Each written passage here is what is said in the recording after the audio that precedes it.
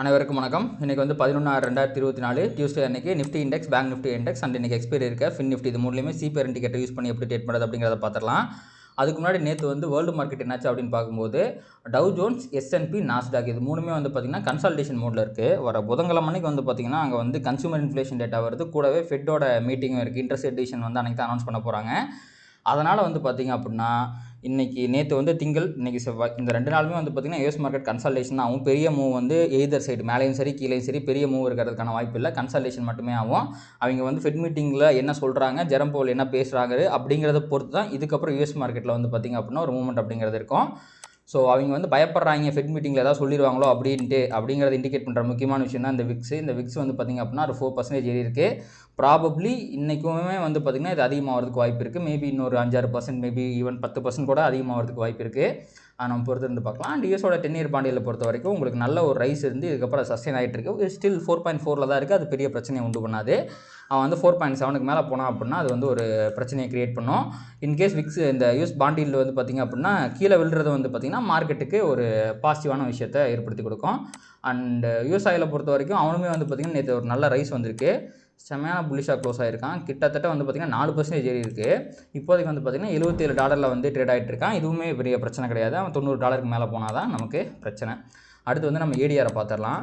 So ஏடிஆரில் வந்து இங்கே வந்து என்ன க்ளோஸ், இந்தியன் க்ளோசிங் வந்து என்ன அப்படிங்கிறத பார்க்கலாம். ஸோ ஐசிஐசி பேங்க் வந்து பார்த்திங்கன்னா 0.19, HDFC வந்து நெகட்டிவ், இன்ஃபோசிஸ், விப்ரோ ரெண்டுமே வந்து பார்த்திங்கன்னா அரௌண்ட் 2% டவுனு.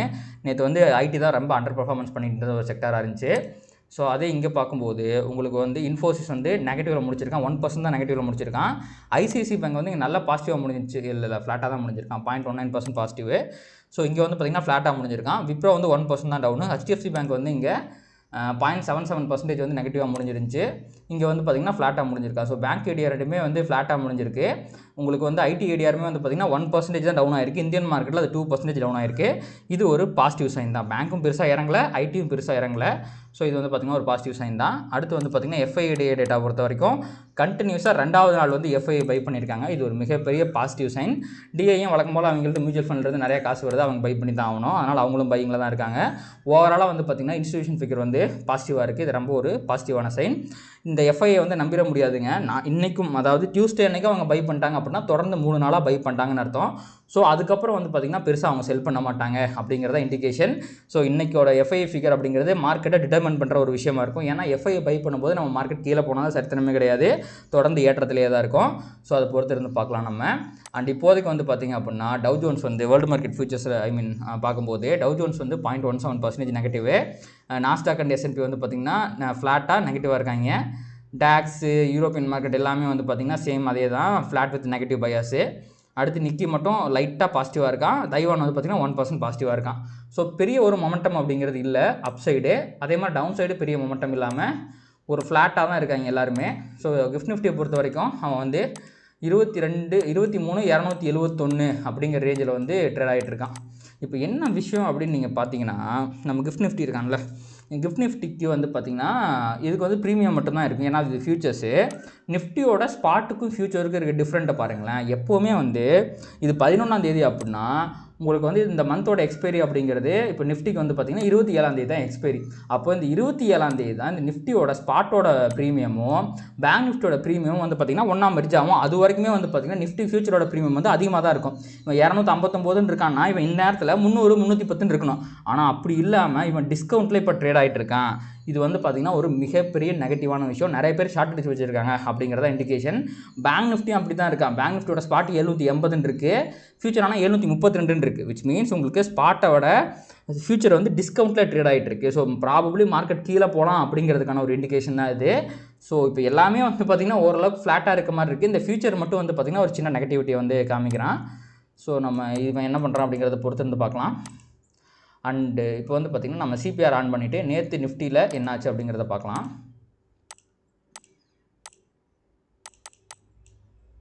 நேற்று வந்து பார்த்திங்கன்னா நிஃப்டியில் ஒரு அசெண்டிங் வைடு சிபிஆர் ஃபார்ம் ஆயிருந்துச்சு. அதுக்கேற்றாப்புல மார்க்கெட்டோ கன்சால்டேஷனில் முடிஞ்சிருச்சு. அண்ட் விர்ஜின் சிபிஆர் அப்படிங்கிறது நிஃப்டியில் ஃபார்ம் ஆயிருக்கு. ப்ரைஸால் வந்து பார்த்திங்கன்னா சிபிஆர் லெவலில் தொட முடியல. அதனால் இது ஒரு விர்ஜின் சிபிஆராக ஃபார்ம் ஆயிருக்கு.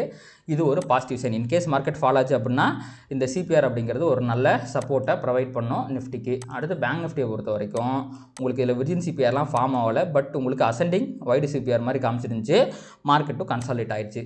இப்போது நிஃப்டிக்கு பேங்க் நிஃப்டிக்கு இருக்க பெரிய வித்தியாசம் என்னென்னா, பேங்க் நிஃப்டி ஃபஸ்ட்டு ஒரு 5 மினிட்ஸே கிட்டத்தட்ட 400-450 பாயிண்ட் மேலே போயிட்டு திருப்பி முடியும் போது நெகட்டிவ்லாம் முடிச்சிருக்காங்க. விச் மீன்ஸ் உங்களுக்கு கீழே டவுன்லாம் வந்து பார்த்திங்கன்னா கிட்டத்தட்ட 500 பாயிண்ட்டுக்கு மேலே போனால் அதனால் செம்மையான வாலட்டைலாக இருந்துச்சு. பட் ஸ்டில் அது வந்து பார்த்திங்கன்னா ரேஞ்சை பொறுத்த வரைக்கும் அது ஒரு கன்சால்டேஷன் அப்படின்னு நம்ம வந்து எடுத்துக்கலாம்.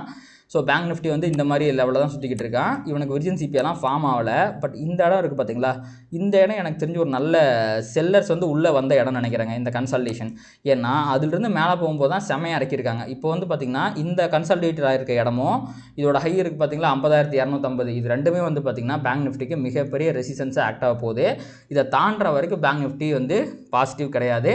அண்ட் எனக்கு தெரிஞ்சு இன்றைக்கும் நாளைக்கும் பேங்க் நிஃப்டியை தாண்டறதுக்கான வாய்ப்பும் கிடையாது. ஏன்னா செம்மையான அக்ரெசிவான செல்லிங் வந்திருக்கு. இந்த இடம் தான் வந்து பார்த்திங்கன்னா இங்கே பாருங்கள், இந்த டிப் வந்து மேலே போன இடம், பையர்ஸ் ஏற்றின இடம், அதே மாதிரி ஃபால் வந்த இடமும் இதுதான். இது ரெண்டுக்கும் இன்டர்செக்டரில் ஒரு மிட்வேல இருக்க பாயிண்ட் தான் இந்த பாயிண்ட்டு. அதனால் இது வந்து ஒரு மிகப்பெரிய ரெசிஸ்டன்ஸாக பேங்க் நிஃப்டியில் இருக்கிறதுக்கு வாய்ப்பு இருக்குது. அடுத்து ஃபின் நிஃப்டி பேங்க் நிஃப்டியோட கிட்டத்தட்ட அதே பேட்டர்ன் தான் ஃபார்ம் பண்ணிச்சு. உங்களுக்கு வந்து பார்த்திங்கன்னா இதுலேயுமே வந்து ஒரு அசெண்டிங் வைட் சிபிஆர் தான் வந்துருந்துச்சு. அண்ட் மார்க்கெட்டு கன்சாலிடேட் ஆயிடுச்சு. அப்போ இன்றைக்கி வந்து பார்த்திங்கன்னா நிஃப்டி அண்ட் பேங்க் நிஃப்டி ரெண்டுமே வந்து பார்த்திங்கன்னா இன்றைக்கி வந்து ஒரு நேரோ சிபிஆர் தான் காமிக்க போகுது. என்றைக்குமே வைடு சிபிஆர் வந்து கன்சாலிடேஷன் நடந்துச்சு அப்படின்னா உங்களுக்கு அடுத்த நாள் ஃபார்ம் ஆகக்கூடிய சிபிஆர் வந்து நேரோ சிபிஆராக தான் இருக்கும். நிஃப்டியில் அந்த அளவுக்கான நேரோ சிபிஆர் அப்படிங்கிறது இல்லை. இதில் பாருங்கள், சிபிஆருக்கும் R1 இடையில் இருக்க டிஸ்டன்ஸ் கம்மியாக இருக்குது. Which means it is also a negative sign. ப்ரைஸை பொறுத்த வரைக்கும் எல்லாமே நெகட்டிவாக தான் இருக்குது. வேர்ல்டு மார்க்கெட் மற்ற விஷயங்களை பார்க்கும்போது அதுவுமே இப்போதைக்கு வந்து பார்த்திங்கன்னா நெகட்டிவ் பயாஸில் தான் இருக்குது. ஸோ மேபி இன்றைக்கி நம்ம மார்க்கெட் நெகட்டிவில் போகிறதுக்கான வாய்ப்புகள் இருக்குது. நேற்று வேறு மினிஸ்ட்ரி வந்து அனௌன்ஸ் பண்ணியிருக்காங்க, கேபினெட் மினிஸ்ட்ரியை. அதுக்கு இன்றைக்கி மார்க்கெட் கண்டிப்பாக ரியாக்ட் பண்ணோம். ஸோ ஃபஸ்ட்டு 1 ஹவர் அப்படிங்கிறது ரொம்ப குரூஷியலான ஒரு விஷயம். ஒரு பெரிய ஃபால் இருந்துச்சு அப்படின்னா அந்த ஃபால் கண்டினியூ ஆகிறதுக்கு கூட வாய்ப்பு இருக்குது. அதை பொறுத்து இருந்து பார்க்கலாம். அண்ட் நிஃப்டியை பொறுத்த வரைக்கும் அசெண்டிங் சிபிஆர் தான் வந்திருக்கு. ப்ளஸ் இந்த இடத்துல விர்ஜின் சிபிஆர் இருக்குது. ஸோ விர்ஜின் சிபிஆர் இருக்கிற இடத்துல தான் S1 இருக்குது. ஸோ இந்த S1 ரிவர்சல் அப்படிங்கிறது நிஃப்டியை பொறுத்த வரைக்கும் ஒரு ஹை ப்ராபபிள் ட்ரேடிங் ஆப்பர்ச்சுனிட்டி. ஏதாவது ஒரு பெரிய ஃபால் வரணும் அப்படின்னா அதை அரெஸ்ட் பண்ணக்கூடிய ஒரே ஒரு விஷயம் இன்றைக்கி என்ன இருக்குது அப்படின்னா நிஃப்டியோட விர்ஜின் சிபிஆர் மட்டும்தான். ஸோ கண்டிப்பாக S1லேருந்து ரிவர்சல் ஆகிறது ஒரு ஹை ப்ராபபிள் ட்ரேடிங் ஆப்பர்ச்சுனிட்டியாக தான் இருக்கும். அண்ட் இது அசெண்டிங் சிபிஆர் அப்படிங்கிறதுனால நம்ம வந்து நேற்று சப்போஸ் இந்த ப்ரீவியஸ் டே ஹை கிட்ட போச்சு அப்படின்னா அங்கேருந்து ரிவர்சல் வரதுக்கு வாய்ப்பு இருக்குது. அது நீங்கள் வந்து நிஃப்டியில் ஒரு ஹை ப்ராபபிள் ட்ரேடிங் ஆப்பர்ச்சுனிட்டியாக எடுத்துக்கலாம். So S1 reversal and previous day high reversal, இது ரெண்டு தான் என்னை பொறுத்த வரைக்கும் இன்றைக்கி வந்து நிஃப்டியில் இருக்க ஹை ப்ராபபிள் ட்ரேடிங் ஆப்பர்ச்சுனிட்டிஸ். அடுத்து நம்ம பேங்க் நிஃப்டிக்கு போயிடலாம். பேங்க் நிஃப்டியில் நேரோ சிபிஆர் வரும் என்று நினைத்தேன். ஆனால் due to the volatility, huge வாலட்டிலிட்டினால உங்களுக்கு நேரோ சிபிஆர் வரல.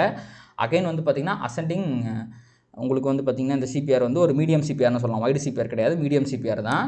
ஸோ இந்த அசெண்டிங் மீடியம் சிபிஆரில் பாருங்கள், ஸ்டில் உங்களுக்கு வந்து R1க்கும் சிபிஆர் இடையில் இருக்க டிஸ்டன்ஸ் கம்மியாகவும் இந்த சிபிஆருக்கும் S1 இடையில் இருக்க டிஸ்டன்ஸ் அதிகமாகவும் இருக்குது. ஸோ இதுவுமே வந்து பார்த்திங்கன்னா ஒரு கன்சால்டேஷன் சைன் தான். ஏன்னா உங்களுக்கு இங்கே பாருங்களேன், ப்ரீவியஸ் டே லோ வந்து இது, அதுக்கும் இங்கே கீழே இருக்குது பார்த்தீங்களா, இது வந்து S1, இது ரெண்டு கடையில் இருக்க டிஸ்டன்ஸ் அதிகமாக இருக்குது. இந்த மாதிரி எப்பவுமே இருக்கும்போது அது கன்சால்டேஷன் தான். இன்றைக்கி நேரோ சிபிஆர் ஃபார்ம் ஆகிருப்பான்னு நினச்சேன். பட் பெரிய மூவ் இருந்ததுனால நேரோ சிபிஆர் ஃபார்ம் ஆகல போல் இருக்குது. உங்களுக்கு வந்து வைடு சிபிஆரே போட்டேன். ஸோ இதுவுமே ஒரு கன்சால்டேஷனுக்கான அறிகுறி தான். ப்ளஸ் நான் இதில் வந்து பார்த்திங்க அப்படின்னா இந்த இடத்துல ஒரு பெரிய கன்சால்டேஷன் ஜோன் இருக்கிறதுனால இன்கேஸ் மார்க்கெட் கேப் டவுனில் ஓப்பன் ஆகி இங்கே போனால் அப்படின்னா திருப்பி ரிவர்சல் ஆகிறதுக்கு ஏகப்பட்ட வாய்ப்புகள் இருக்குது. அது ஒரு ஹை ப்ராபபிள் ட்ரேடிங் ஆப்பர்ச்சுனிட்டியாக இருக்கும் பேங்க் நிஃப்டியை பொறுத்த வரைக்கும். ஸோ பேங்க் நிஃப்டியில் இந்த சிபிஆர் ரிவர்சல் அப்படிங்கிறது ஒரு high probable trading opportunity. Plus இது அசெண்டிங் சிபிஆர் இருக்கிறதுனால S1 ரிவர்சலுமே வந்து பார்த்திங்க அப்படின்னா ஹை ப்ராபபிள் ட்ரேடிங் ஆப்பர்ச்சுனிட்டி தான். அண்டு தப்பி மார்க்கெட் மேலே போயிடுச்சு அப்படின்னா ப்ரீவியஸ் டே ஹை அப்படிங்கிறது ரிவர்சல் அப்படிங்கிறது பேங்க் நிஃப்டியை பொறுத்த வரைக்கும் ஹை ப்ராபபிள் ட்ரேடிங் ஆப்பர்ச்சுனிட்டி. இப்போ நான் சொன்ன சேம் இதே விஷயம் தான் வந்து பார்த்திங்கன்னா ஃபின் நிஃப்டிக்குமே வந்து பார்த்திங்கன்னா அப்ளிகபிளாக இருக்க போகுது. உங்களுக்கு வந்து சேம் அதே பேட்டர்ன் தான். இங்கேயுமே வந்து பார்த்திங்கன்னா சிபிஆர் ரிவர்சல் அண்ட் மேலே வந்து பார்த்திங்கன்னா R1 ரிவர்சல் அண்ட் கீழே S1 ரிவர்சல், இது மூணுமே வந்து பார்த்திங்கன்னா ஹை ப்ராபபிள் ட்ரேடிங் ஆப்பர்ச்சுனிட்டி இன் ஃபின் நிஃப்டி. ஓகேங்களா, சேம் ப்ரைஸ் ஆக்ஷன் ஃபாலோ ஆகிறதுனால தான் நிஃப்டிக்கும் பேங்க் நிஃப்டிக்கும் சேம் இது வந்து சொல்கிறேன். அண்ட் இப்போ நம்ம வந்து நிஃப்டியை பொசிஷனெலாம் அனலைஸ் பண்ணிடலாம். எஸ், இம்பார்ட்டண்ட் பிரேக் அவுட் இது. கரெக்ட்டுங்களா? ஸோ மார்க்கெட் வந்து இந்த சேனலுக்குள்ளேயே சுற்றிக்கிட்டு இருந்தான். இப்போ சேனலை பிரேக் அவுட் பண்ணிட்டு ஒரு குட்டி ரெட் கேண்டில் போட்டிருக்கான். இன்கேஸ் இன்றைக்கி ஒரு கேண்டில் வந்து இந்த க்ரீன் லைன் இருக்குது பார்த்தீங்களா, இது வந்து மந்த்லியோட R1. இப்போ வந்து நிஃப்டி பயங்கர பாசிட்டிவாக இருக்குது. ஏன்னா மந்த்லியோட R1க்கு மேலே போச்சு அப்படின்னா இது வந்து மந்த்லி சிபிஆரில் இருக்க R1 லைன், இது வந்து மந்த்லியோட R2 லைன். இதுக்கு மேலே இருக்கிறதுனால கண்டிப்பாக மார்க்கெட் புல்லிஷ் தான். ஆனால் இது மேலே போயிட்டு சஸ்டெயின் பண்ண முடியாமல் ஒரு 2-3 நாளில் கீழே வந்துட்டா அது பேரிஷாக மாறிடும். இன்றைக்கி அவன் கீழே வராமல் இதுக்கு மேலேயே சஸ்டெயின் ஆகணும். 23,154க்கு மேலே அதுக்கு ஆகிற வரைக்கும் மேலே இருக்கிற வரைக்கும் நிஃப்டி வந்து புல்லிஷ் தான். இன்கேஸ் கீழே வந்தான்னா ப்ராபப்ளி இந்த கேண்டலோட லோ வரைக்கும் 22,800 வரைக்கும் வரக்கு வாய்ப்பு இருக்குது. ஸோ அவன் சஸ்டெயின் ஆகிறானா இல்லை வந்து கீழே வரானா அப்படிங்கிறதான் இப்போதைக்கு $1 மில்லியன் கொஸ்டினாக இருக்குது. இது ஒரு பிவட் பாயிண்ட்டாகவும் இருக்குது, அதாவது ரிவர்சல் பாயிண்ட்டாகவும் இருக்குது. பேங்க் நிஃப்டிலும் அதே தான். இங்கே இருக்குது பார்த்தீங்களா, இது வந்து மந்த்லியோட R1. அதுக்கு மேலேயே அவனால் போக முடியல. நேற்று வந்து போக ட்ரை பண்ணால் சஸ்டெயின் பண்ண முடியாமல் இப்போ கீழே வந்துட்டான். விச் மீன்ஸ் இவன் வந்து பார்த்திங்கன்னா பாசிட்டிவாக தான் இருக்கான், ஆனால் ரொம்ப பெரிய பாசிட்டிவாலாம் கிடையாது. இப்போ ஒரு கன்சால்டேஷன் மோடில் இருக்கான்னு வச்சுக்கலாமே. ஸோ எப்போ வந்து இவன் இதோட ஹையை தாண்டானோ அப்போ தான் பேங்க் நிஃப்டி வந்து பாசிட்டிவ் ஆவான். இன்கேஸ் கீழே விழுகிற பட்சத்தில் உங்களுக்கு வந்து இந்த கேண்டிலோட 48,900 அப்படிங்கிறது ஒரு நல்ல சப்போர்ட்டாக இருக்கும். அதையும் தாண்டுற பட்சத்தில் இந்த ட்ரெண்ட் லைன் அப்படிங்கிறது நல்ல சப்போர்ட்டாக இருக்க போகுது. அடுத்து வந்து நம்ம ஃபின் நிஃப்டியை பார்க்கலாம். ஸோ ஃபின் நிஃப்டிலையும் பேங்க் நிஃப்டியில் வந்து சேம் அதே ப்ரைஸ் ஆக்ஷன் தான். நான் இதை பெருசாக போடல, இதில் ஏகப்பட்ட கோடுகளை போட்டு வச்சுருக்கேன். அதெல்லாம் டெலீட் பண்ணிட்டு நம்ம வந்து புதுசாக போடலாம். ஸோ நான் கொஞ்சம் காலமாக வந்து பார்த்திங்கன்னா எக்ஸ்பைரியில் வந்து ட்ரேட் எடுக்காமல் இருந்தேன். ஸோ என்ன தான் ப்ரைஸ் ஆக்ஷன் எல்லாமே ரெஸ்பெக்ட் பண்ணாலுமே அந்த எக்ஸ்பைரி டேல வந்து பார்த்திங்கன்னா ஒரு அன்லிமிட்டட் ரிஸ்க் அப்படிங்கிறது இருந்துச்சு. உங்களுக்கு வந்து பெரிய பெரிய மூவ் வந்து வந்துச்சு. அதனால் கொஞ்சம் ரிஸ்க்கை கருத்தில் கொண்டு நான் வந்து அது பண்ணாமல் இருந்தேன். பட் இப்போ வந்து பார்த்திங்கன்னா அதை கவுண்டர் பண்ணுற மாதிரி அந்த ஒரு அன்லிமிட்டட் லாஸை வந்து கவுண்டர் பண்ணுற மாதிரி ஒரு ஸ்ட்ராட்டஜி வந்து கண்டுபிடிச்சிட்டேன். அதனால் இப்போதைக்கு நான் எக்ஸ்பைரியில் தான் அகைன் ட்ரேட் பண்ண ஆரம்பிச்சிருக்கேன். ஸோ நம்ம பார்க்கலாம். அதனால தான் இப்போ நான் ஃபின் நிஃப்டியுமே ஆட் பண்ணிக்கிட்டேன். ஸோ ஃபின் நிஃப்டியை பொறுத்த வரைக்கும் சேம் அதே தான். பேங்க் நிஃப்டி மாதிரியே தான் ஃபின் நிஃப்டியும் இருக்கான். உங்களுக்கு வந்து மந்த்லி R1 வந்து பார்த்திங்கன்னா R1 இந்த ரேஞ்சில் இருக்கும். ஒரு நிமிஷம் நான் உங்களுக்கு அதை போட்டு காட்டுறேன்.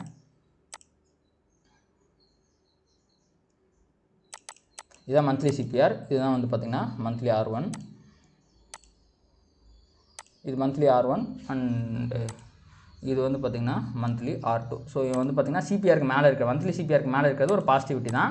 ஆனால் இப்போ இந்த R1 இவன் தாண்டினா தான் பயங்கர பாசிட்டிவ் ஆகும். அது வரைக்கும் சிபிஆருக்கும் இந்த R1க்கு இடையில் அவன் கன்சல்டேஷன் மோடில் இருக்கிறதுக்கு நிறைய வாய்ப்புகள் இருக்குது. இப்போதைக்கு இந்த சிபிஆர் அப்படிங்கிறது ஒரு நல்ல சப்போர்ட்டாக இருக்கும். இந்த கீழே இருக்க இந்த ட்ரெண்ட் லைன் அப்படிங்கிறது ஒரு நல்ல சப்போர்ட்டாக இருக்கும் ஃபின் நிஃப்டியை பொறுத்த வரைக்கும். ஸோ இதான் வந்து பார்த்திங்கன்னா இன்றைக்கி நாளுக்கான அனாலிசிஸ். அண்ட் இந்த வீடியோவில் ஷேர் பண்ணுற எல்லாமே எஜுகேஷனல் பர்பஸ்க்காக மட்டுமே. அதனால் நீங்கள் வந்து சப்போஸ் இதை பேஸ் பண்ணி ட்ரேட் எடுக்கிறீங்கனாலுமே ரிஸ்க்கை மட்டும் சரியாடுங்க. ஒரு நாளைக்கு 1% மேலே ரிஸ்க் அப்படிங்கிறத எடுக்காதீங்க. அதனால் அப்போ தான் வந்து பார்த்திங்கன்னா உங்கள்கிட்ட கேபிட்டல் எப்பவுமே இருக்கும், உங்களால் ட்ரேட் பண்ணிக்கிட்டே இருக்கும். அதிகமான ப்ராஃபிட்டுக்கு ஆசைப்பட்டு அதிகமான ரிஸ்க் எடுத்து உங்களோட கேபிட்டலை சீக்கிரமாக தொலைச்சிடாதீங்க. ஸோ அது கிடைக்கிறது ரொம்ப ஒரு கஷ்டமான விஷயம். ஸோ கண்டிப்பாக இந்த வீடியோ எல்லாத்துக்கும் யூஸ்ஃபுல்லாக இருந்திருக்கும் அப்படின்னு நம்புறேன். இந்த வீடியோ உங்களுக்கு பிடிச்சிருந்துச்சு அப்படின்னா அதை லைக் பண்ணுங்கள், கமெண்ட் பண்ணுங்கள். ட்ரேட் பண்ணுற மற்ற நண்பர்களுக்கு ஷேர் பண்ணுங்கள். அது யூடியூபில் அதை ட்ரிகர் பண்ணி இன்னும் நிறையா பார்வையாளர்கள் நம்ம சேனலில் கொண்டு வந்து சேர்க்கும். நன்றி.